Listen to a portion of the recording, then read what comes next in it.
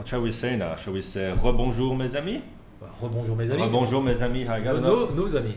I'm sure after 1 hour that we just did, you're probably gonna take a week before watching this one. But maybe you're gonna go back to back. I'm not sure when I'm gonna upload these ones. So back with Johnny Guitar, and we were just talking about your wife's Tudor.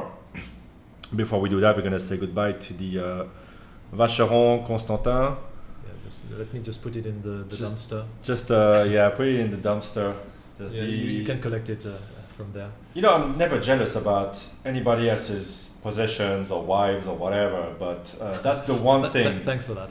That's the one thing that I could say I'm the nearest to be jealous of, because I really want one. I think it's worth for me considering getting rid of a couple of watches and a kidney, maybe a finger. I don't know who. A kid. I mean, let's. I really like them both. They're quite. They can be annoying. Compatible. They're fairly annoying, especially after 7 months in lockdown. And there's one thing to say about watches. You know, we say it's a luxury and all that, first world problems, but it's great for your sanity. Guitars and watches and tennis, for me, it does it. As soon as you look at your wrist, even if guitar is great because you can take them everywhere. Tennis is a bit harder to arrange, and the guitar, it takes more space. But sometimes you're having a tough day. It can be an argument with the wife, or it can be at the office, whatever. Or it's too hot outside, you're in lockdown, whatnot. You look at your wrist and you have something so special that invokes so many memories. I think is great for your mental health. No, well, look, for a start, I never have an argument with my wife, but not having kids, yes, it's probably one of the reasons why it helps. So we shall see. No, I completely agree with you. And sometimes you just need to do stuff that make you happy. Yeah. Because we're living in a really weird time right now. I mean, it's not like we need an excuse to buy another watch. But if there was ever a time where you needed to be nice to yourself and to other people, that's probably the best time in a couple of generations that you would want to do this. So yeah, there's something to be said about that. I have the same kind of interest as you. I'm massively into tennis. I've just picked up playing the bass guitar like 4 months ago. Yeah. I'm nowhere nearly as good on my instrument as you are on yours, because you're a fabulous musician. But I enjoy that as well. People who heard my music on my videos, because I'm a DIY kind of guy, would not really agree. I mean, for one guy who likes it, there's 10 people who are really disgusted by my music. You're a downside better than I am, that's for sure. So I'll keep on practicing, and maybe someday you and I can play together and do watch and. I could move in here because you got the great collection, and you got a bass. You don't have kids around, so I really could do my lockdown periods here. Look, when you get kicked down of your house by your wife, there's always a spare bedroom for you down the hall. But yeah, so we were talking about Tudor and my wife's Tudor, and why I did buy her a Tudor, because it's again, I said it before.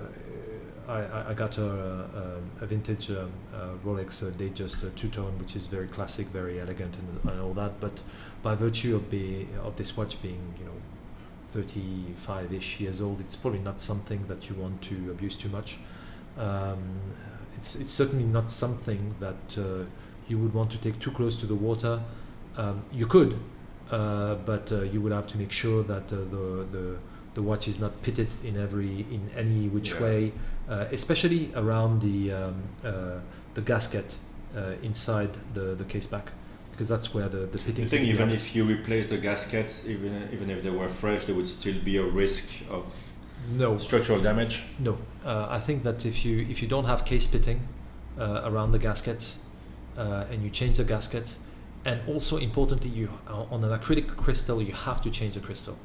Because if crystal, it's plastic, right? And what plastic does over a period of time, it becomes brittle and porous, and typically you're going to have water leakage at the base of the crystal. So, but for instance, I had Rolex's 5513s. I had 3 of them.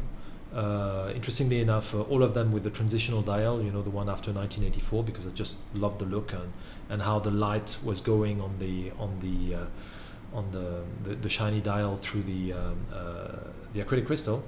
and I had them changed with an original Rolex crystal, and it has to be an original because there are some manufacturers that are providing aftermarket ones, and they never fit exactly. And if you put one of those super dome ones, or that you take that into the water, you have a more than 50% chance that it's going to leak water. Yeah. But if you do have, say, for instance, a 5513, where the case is not pitted, the gaskets are in good condition, and you've changed the crystal for an original service Rolex one, there is no reason why you couldn't go in the water with it. Now, would you decide to do this on something where the price has become stupidly expensive now? Probably not. You're better off using not this actually. Actually, bring it closer, because while we're talking about this, I can't stop staring at the colors of this watch, which is probably one of the most beautiful Rolex you could ever lay your eyes on. The patina of the hands, the indices, the bezel fade is just. Sorry, I was thinking I was still legend. wearing your Seiko, but see, he's staring at the new Captain Willard here. That's fantastic. It's a fantastic model. I mean, that's the kind of stuff. Really, if you want to buy something that looks extremely nice, that is a beta, that you're not going to care if it's going to get scratched, I mean, you go for that. Enthusiast stuff.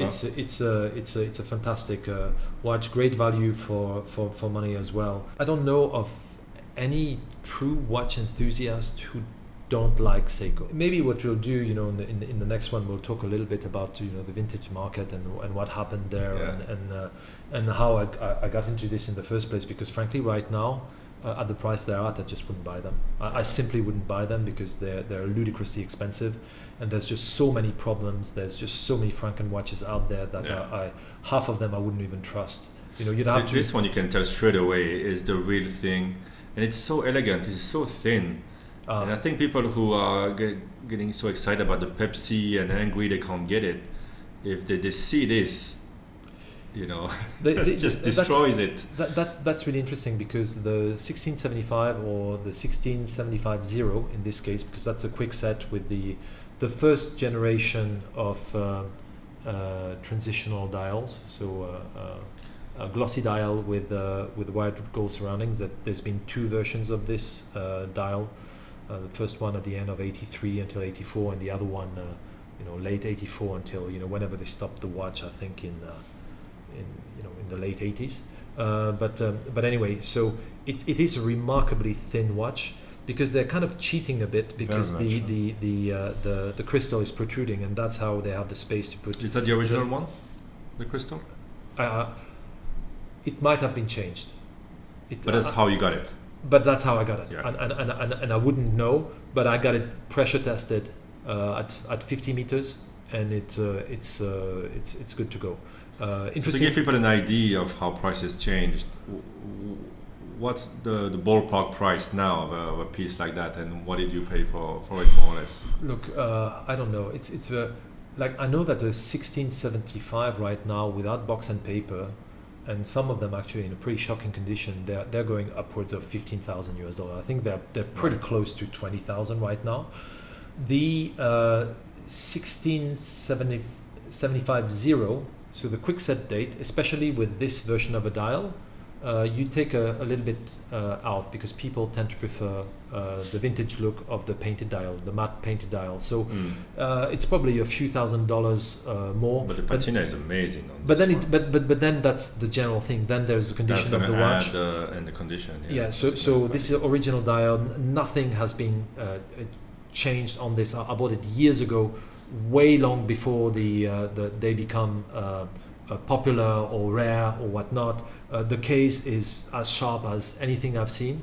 It was actually coming on an oyster bracelet. I have the oyster bracelet, and a few years ago, I went to the Rolex service center on Orchard Road in Singapore, and they just would not sell you a bracelet on its own if it came on a bracelet, right? So what I had to do, and I knew they wouldn't, so I took the bracelet off, I wore it on the NATO, and I went there and said, hey, I bought this watch secondhand. Will you sell me a Jubilee bracelet with the right end links that will go on this reference? Oh man. And then they said, okay, that's fine, you get it. So I got the two versions, but that's the kind of things you need to do with Rolex. We are talking to a legend right now.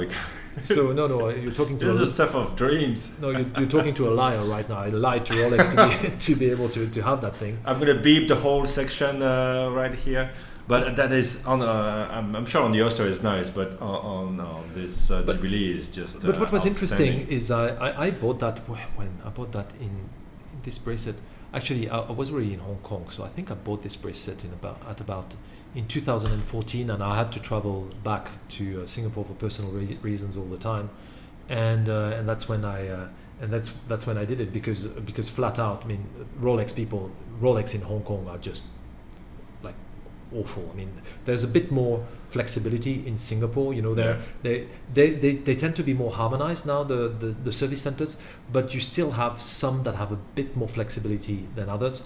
I'm pretty sure that in Hong Kong, if I'd gone there and I didn't have a bracelet for it, to say we will not sell it to you, we will sell it to you only on an exchange base. So which is daylight robbery really. Whereas in Singapore there was always a space for that.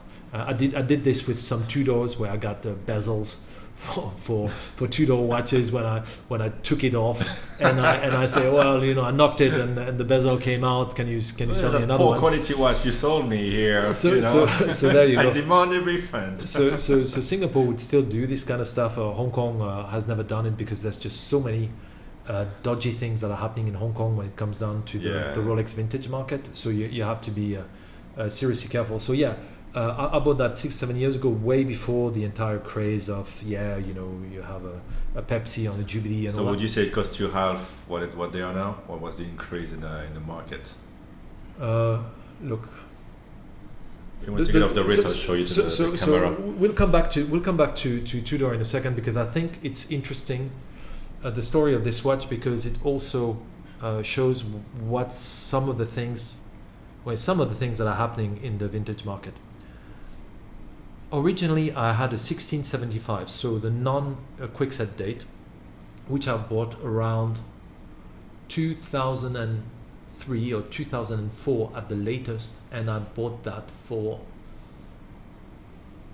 2,300 euros, if I recall correctly. Now, the watch that I got at the time, the 1675, a lot of things had been replaced. It was a replacement case, so the case was super sharp, but you knew it was a replacement case because it started by a number 4,400,000, and that's one of the series of that they were making for service case. So you have a few like that. You just need to know that. But the guy was upfront, and at the time it didn't matter because it wasn't crazy expensive. And for me, I'm like, I don't care, because I intend to wear this as a sports watch, because at that price I don't really care. And it also had a service hands and dials with a Luminova, still painted dial, but Luminova, because I was like, look, I really want the functionality of it. And before I realized that all of these Series 4 or even Series 5, which were originally designed for tritium, are, in my view, completely useless as soon as you put Luminova on it, because there's just not enough material for them to keep the lights on for a long period of time. Like, one of the reasons why I sold my first Explorer 2 16570 is because it was green all the time when I didn't want it in the daylight, but it wasn't staying green enough in the shade or in the obscurity. So anyway, so I bought the 1675 with all of the things replaced and all that. I got it entirely serviced again by Rolex in Singapore, just to make sure I could wear it, at the beach or go swimming with it or at the gym, because that's what I would do, in 2006 or 2007. And I wouldn't care about it, because even the price had gone up a bit, but 1675s and 5513 are just so common in terms of reference. There are just so many hundreds of thousands of them that have been done, that when I hear people talking about them like it's the second coming of Christ, I'm like, guys, you need to get real. These are not rare watches. You can have them everywhere.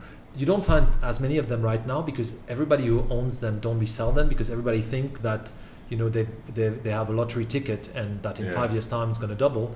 And so far, the market is actually validating what their thinking is. So yeah, why not? And then they find the little differences Yeah. from whatever Rolex had in the parts bin. Yeah, so the 5513 was actually really interesting because the 5513, I bought one for 2,000 euros. Again, transitional dial, which is less than the one with the matte dial. I bought another one a couple of years later for my brother for his 30th birthday. Same thing, about 2,000 euros or whatnot. There weren't particularly expensive watches. Even the one with the matte dials. Yeah. Maybe there were 200 or 300 euros or dollars more at the time. Throw in another 500 to get the full set. That was really That was when, early 2000s? Yeah, probably around 2003, 2004. Yeah. Early 2000. That was about the price you could get it. Which is not that far away for No, it's guys not. our age, It feels like yesterday.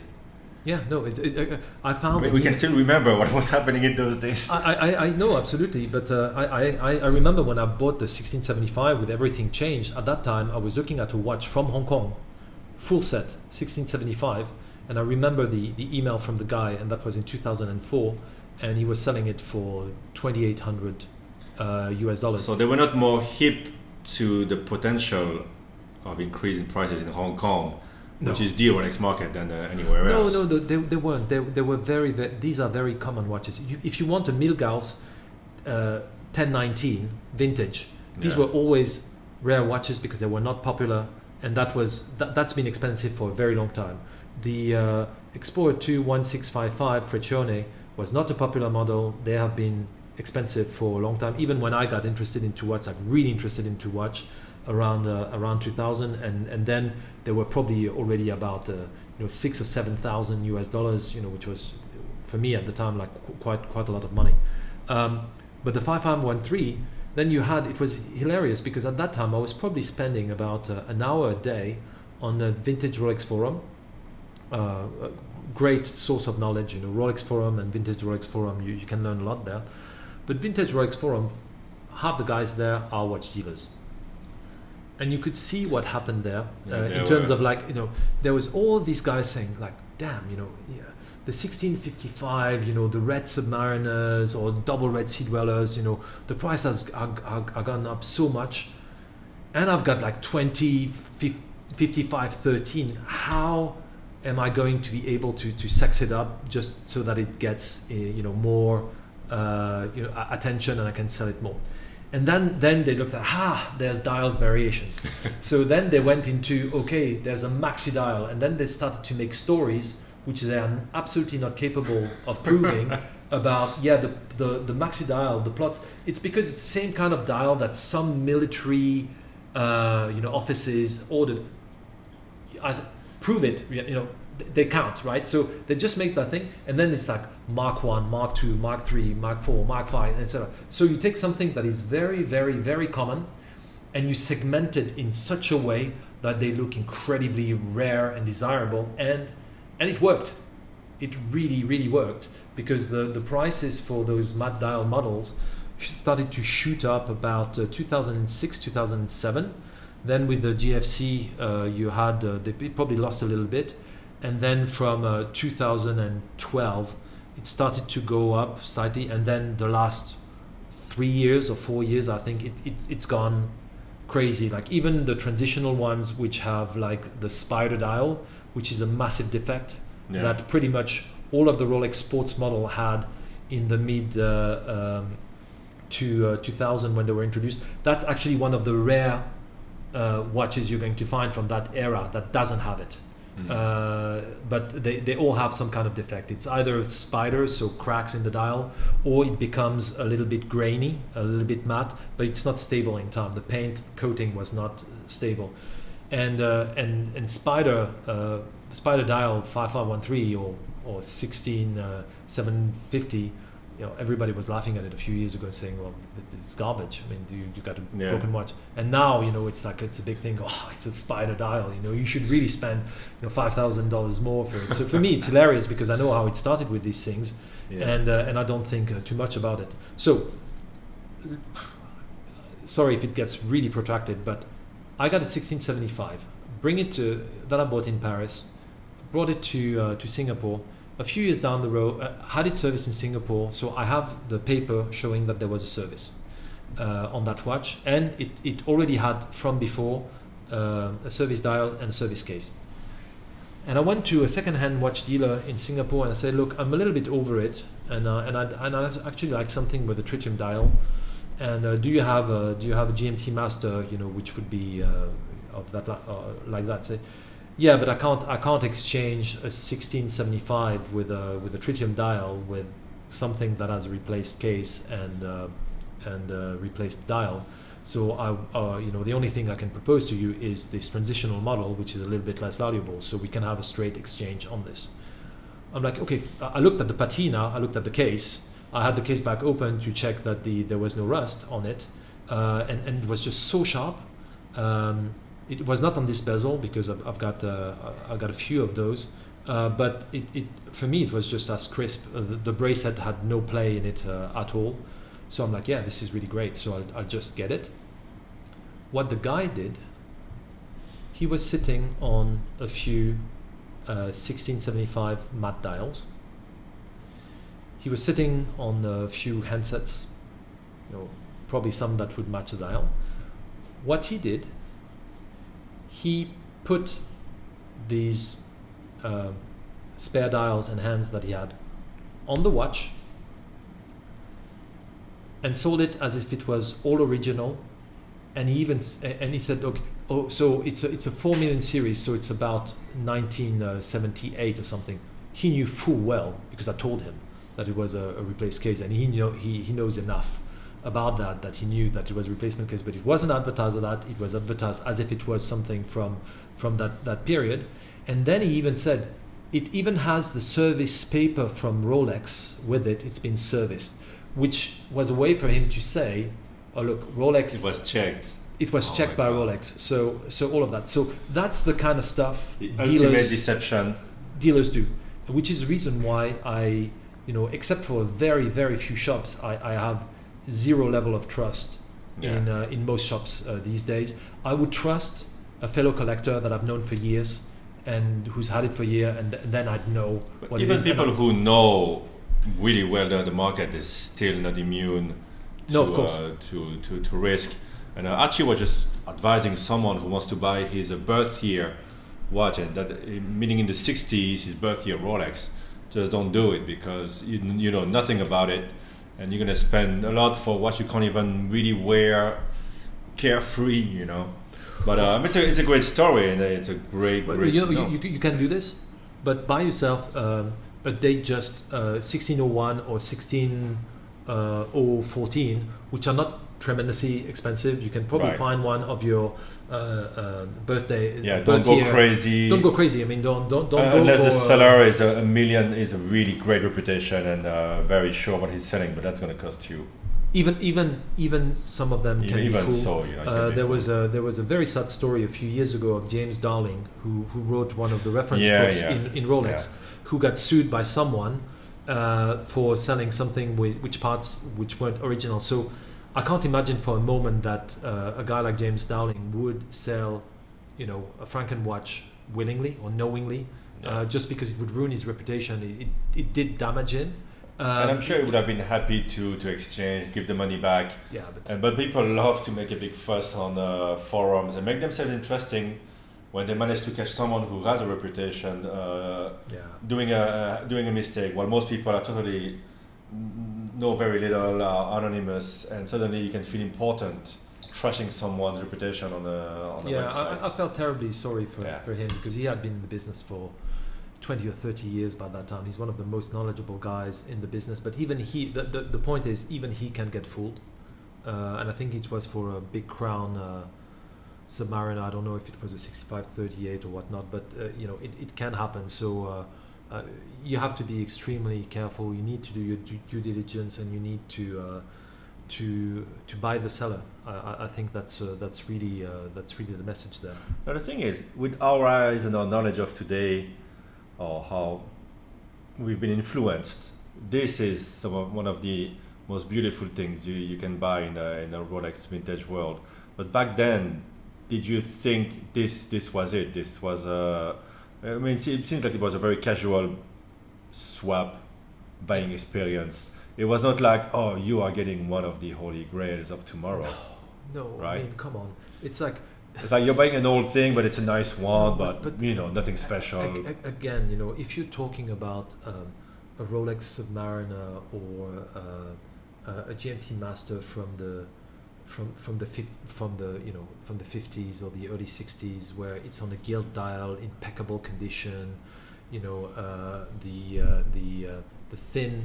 thin crown guard and all that, then it's truly special, because the production numbers of Rolex at this time was very low, and therefore you wouldn't have much of them.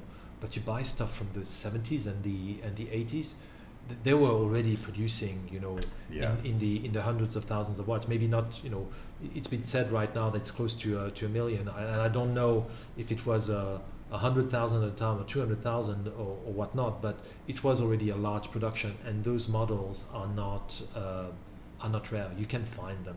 Yeah. I mean, if you made a search on a 1675 on Chrono 24, it's probably going to return 300 or 400 models. Same thing for 5513. It's not that difficult to get. It's become expensive, but these are not uncommon references. If you want an uncommon reference, a no crown guard, if you want the original one of this one with a bakelite bezel, of which very few survive because they're quite brittle as well, 6542, then you're going to pay a fortune, because there's few of them, and there's even fewer in good condition, and it's a bit of a health hazard anyway, because the bezel is in radium, so you're probably so just like the old Panerai. It's gonna start itching after a while. Yeah, exactly. It's like, why does it itch on my wrist? Why am I coughing so much? Yeah, exactly. So yeah, it's. I think people have lost a view of what is a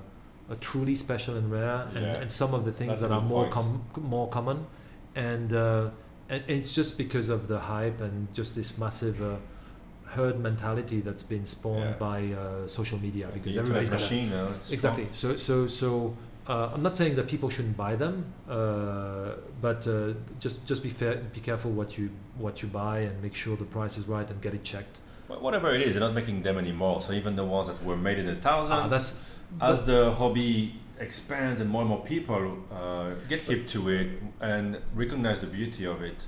But that's the selling point. But that's the selling point, right? They're no longer made, and therefore they're truly special. At one point you got to say no and just get yourself something like this. I'm not. No, but the thing is, for me, where it becomes comical is when you see some of the 5-digit models with sapphire crystal, and that they're exploding in value because they're the most common thing. Because the GMT Master and the Submariner have always been very popular models. They were made in very large numbers. And therefore, like the other day in the auction, where we were talking about it earlier, and someone came with a 16700, which is the last generation of GMT Master, and not GMT Master 2, which are incredibly common, and people are saying, well, very rare and fine watch. I'm like, oh, sorry, this is not a Vacheron Constantin Corne de Vache produced in the 50s at 36. Samples between 55 and 1962. Right. It's not that, right? so it's something different. All right, I think my battery is running out. Let's stop this. We're gonna talk about Tudors in the next one, but I think this was worth at least half an hour. We could talk about this watch, I think, for a year. Yeah. All right. It's a great story, but I just hope that people get something out of this, if anything at all, just to be a little bit careful about what's out there, because you have some complete thieves and bandits in this market. For sure, worst of the wise. All right, let's take a break and go to the next one.